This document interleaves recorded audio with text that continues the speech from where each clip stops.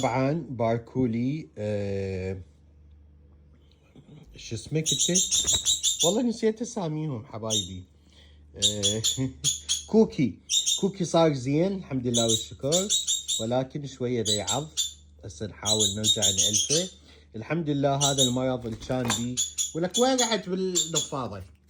هذا المرض اللي كان بي اللي هو كان دندنية الفطريات راحت منه الحمد لله والشكر. تعال كوكي دا نصور مثل العالم والناس. اوكي وصار زين الحمد لله والشكر. شكرا لكل اللي دعوا له والحمد لله والشكر صحته صارت زينه. ولك دا احكي مشمش.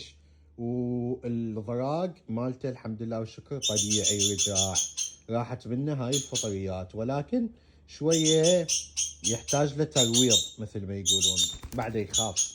تعال وكامل ايدي وتحياتي لكم عبود.